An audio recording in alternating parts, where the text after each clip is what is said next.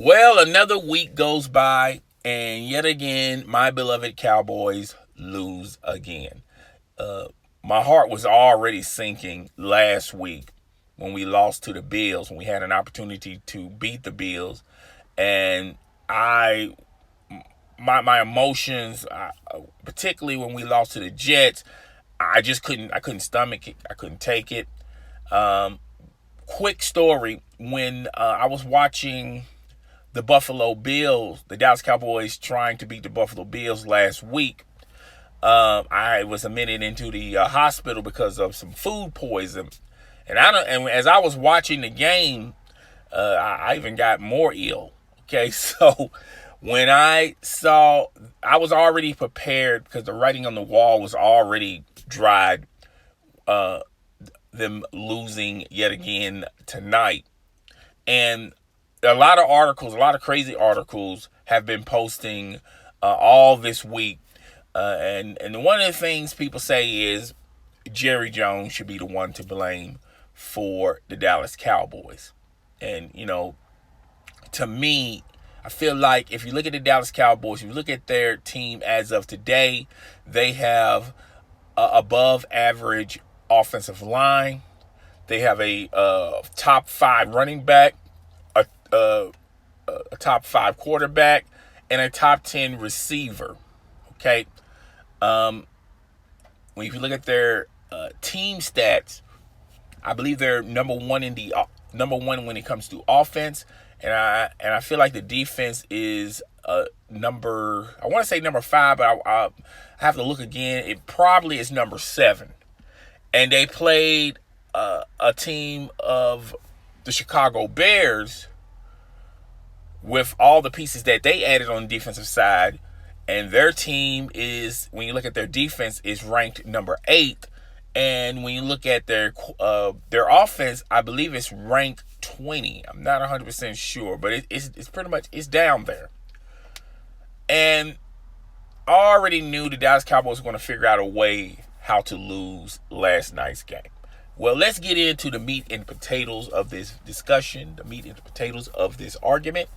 And should Jerry Jones take the blame for how the Dallas Cowboys are constructed and this rough patch of losses that the Dallas Cowboys have amassed? Okay, so I want to state this for the record. I've been down with the Dallas Cowboys for a long period of time, even through the Jerry Jones era. And to me, Jerry Jones, when you look at him, Jerry Jones has had some success with the Dallas Cowboys, with Jimmy Johnson, with I'm about to say Barry Sanders, but it's Switzer, okay? And he had some patches of success with the Dallas Cowboys. Bill Parcells coached the team. He had some success. Even though it was minor, it wasn't major success. It was minor, but he did have some success with the Dallas Cowboys as the owner. Okay. When they hired Jason Garrett, I was kind of scratching my head because I felt like if you look at Jason Garrett, if you look at his body of work, Jason Garrett is an excellent X and O when it comes to as far as an offensive coordinator. I feel like Jason Garrett is a above average coach. But the one thing Jason Garrett lacks, and it's been evident ever since he's been the head coach of the Dallas Cowboys, is having enough stamina to withstand the rain, withstand the storm. In an NFL season, you have ups and downs, and you have to weather those downs just as much as you weather when you're very successful. And I feel like Jason Garrett, when the team is struggling, Jason Garrett just does not have the fortitude as far as weathering the storm, bringing everyone together as a football team through rough patches. And I feel like that's Jason Garrett's weakness. And a lot of people, whenever they have a bad drought, they immediately point to the players. And then after they point through the players, they go to Jerry Jones. At the end of the day, yes, Jerry Jones is your boss. You have a roster. You have to manage that roster. And when it's kind of funny to me, when they were winning, nobody wasn't harboring the fact that, oh, well, it's because of Jerry Jones. They could have won more. Okay, when they was winning, you didn't hear the negativity about Jerry Jones. You didn't hear a lot of negativity about the players. When they was winning, everything is fine. But immediately when they lose, and the first loss, and I have to admit, there is no excuse for the Dallas Cowboys to lose to the New York Jets. No excuse whatsoever. But if you look at that loss, that it has little to do with Jerry Jones. Jerry Jones can't call the plays. Jerry Jones can't execute the plays. Okay, it has nothing to do with the players. At that particular time, everyone was, even though they wasn't 100% healthy, but they was at a high percentage of being healthy. They didn't have any major injuries, and no one wasn't off the roster, and yet they lost to the New York Jets. So when I saw that, I said it was going to be a long, tough season for my Dallas Cowboys. So when the writing was already on the wall, I felt like the Dallas Cowboys would be, even though they have the capability of leading the division, maybe hosting a playoff game, and maybe seeing them in the Super Bowl, I felt like all of that went away when they lost to the New York Jets, and that was earlier in the season. So that right again, and then coming back from that, I felt like they didn't do enough to come back from that New York Jets loss, having a statement win. And I feel like that has more to do with coaching. You know, coaches are the leaders of the team. They're the first one players look at when times are rough. And you have to have a tough-minded coach to weather the storm. I'm not saying Jason Garrett is not a tough-minded coach, but what I am saying is he's lacking when it comes to weathering the storm and having enough stamina and, you know, bringing everyone along and telling everyone everything's going to be fine, changing the plays around. You have to be stellar in rough patches, and to me that separates the excellent coaches from mediocre coaches. Okay, so I felt like Jason Garrett, when he was hired, I was scratching my head because I didn't see that component in Jason Garrett. Now, Jerry Jones said in a radio interview, I believe it was a week ago, when they lost last week, that Jason Garrett is still going to be coaching in the NFL. Now, he didn't say he was going to be coaching for the Dallas Cowboys. He said he'll be coaching in the NFL next year. And to me, I really do believe that. I feel like teams are going to give him an opportunity once he gets fired from the Dallas Cowboys. And he's going to get called for a couple of coaching gigs. Okay, maybe the Bears. You know, because even though I have issues with Jason Garrett, I feel like just because Jason Garrett goes to a new team, he still has those same flaws. But I feel like Jason Garrett is a better coach than what Freddie Kitchen is with the Cleveland Browns. Okay? And he's a quarterback whisperer, and he can probably pull Baker Mayfield to the side and get the very best out of Baker Mayfield, more so than Freddie Kitchens. But that's another time for another discussion, okay? Don't want to make this video extremely long than what it already is right now. A lot of people are saying, is Jerry Jones the culprit of why the Dallas Cowboys have been struggling? And it's kind of funny because when they did have their successes throughout the, tenure of Jerry Jones, You know, no one was talking about Jerry Jones is this beautiful mind, sort of say, of why they were winning Super Bowls, even though it's been a long time since they won a Super Bowl, but it hasn't been a long time as far as winning. So I don't feel like it's Jerry Jones's problem why the Dallas Cowboys are, well, have the record what they have right now. I do put a lot of blame and a lot of stock on Jason Garrett, but Jerry Jones should take the blame for hiring Jason Garrett, even though I could understand why he would give him the nod. But and at that, if I have to go back to what other coaches were available, but to me, I felt like Jason Garrett's tenure with the Dallas Cowboys should have ended at least 3 seasons ago, when you could have upgraded the head coaching spot with another coach. And I know Jerry Jones kind of hesitant on that. He just don't want to be hiring and firing coaches. But sometimes you got to, when you have an opportunity to make an upgrade, just like you do on the roster, you have to do the same for coaching. Now, what coaches are available for next year? There are 2 college coaches I hear a lot of people talk about.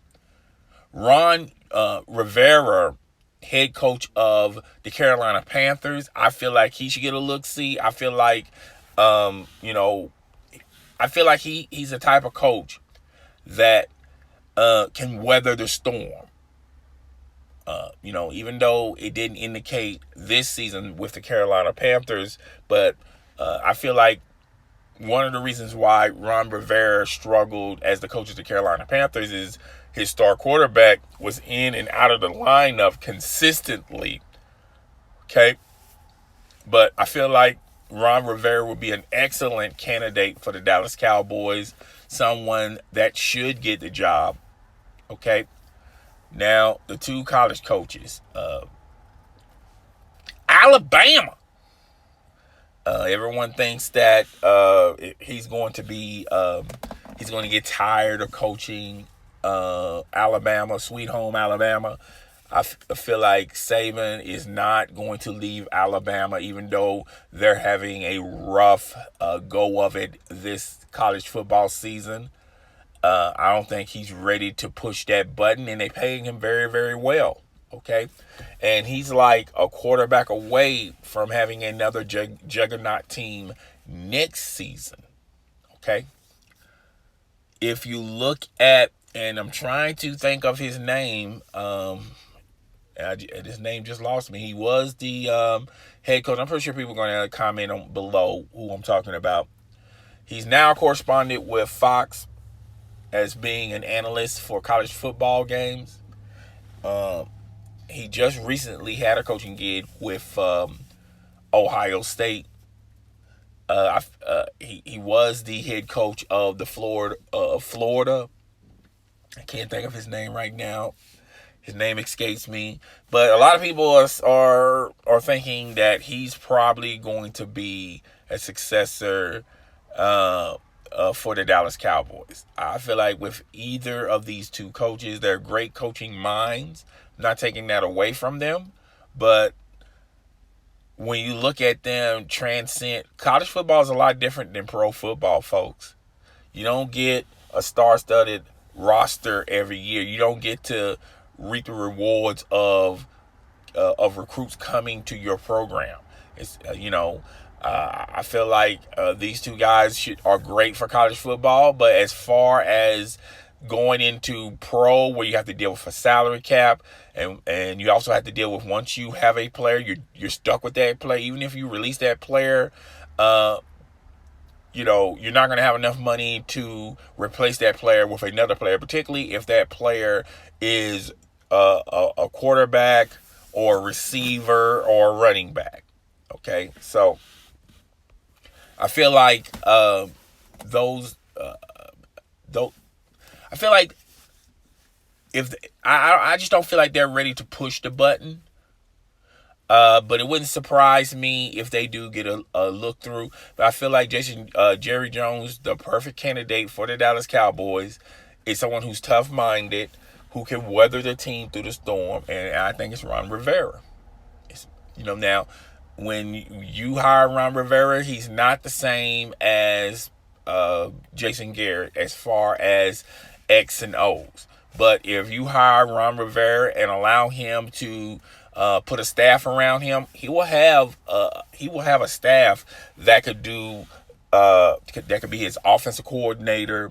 He'll have a defensive coordinator, even though he's a defensive-minded coach, and he's just going to be there to weather the storm. I feel like if you just have a coach that can coach them up and that can coach the team and, go to players and tell players what's the mission ahead without having a coach worrying about the offense, trying to be more so an offensive coordinator or trying to be more so a defensive coordinator. Okay, if you got a coach that can divvy out those responsibilities on both sides of the ball and allow a coach to be a coach, a lot of great things can happen. Okay, and I feel like the Dallas Cowboys are like a coach away from really having a very successful season next year. Okay, not this year, but next year. So that's all I got to say about this topic. As far as videos moving forward, I don't think I'm going to be doing much sports topics on this channel. I don't want to make this channel a sports channel because I already have a sports channel. So I just felt like it was something to be something that I should talk about with you guys. I really do appreciate everyone that comment in the comment section, no matter if it's trolling me or whatever. I read everyone's comments. I really do appreciate everyone hitting the like button, making this channel grow, because without that, this channel would not grow without you guys. I just got one request. As far as people commenting in the comment section, I kind of wish you guys respect the people in the comment section. Not name call, not troll them or anything like that. Good, bad, or whatever. It's okay to troll me. I don't care if you guys pick on me, particularly when I butcher people's names, but I butcher people's names in the real, okay? It's not a coincidence. I'm going to continue to butcher names throughout. You're going to hear me butcher a lot of names, okay? So, as far as just show some type of respect for the people in the comment section that may be asking a question or whatever, just act like you've been there. Okay, so guys, that's it, and I'll probably see you guys sometime next week. Okay, have a great day.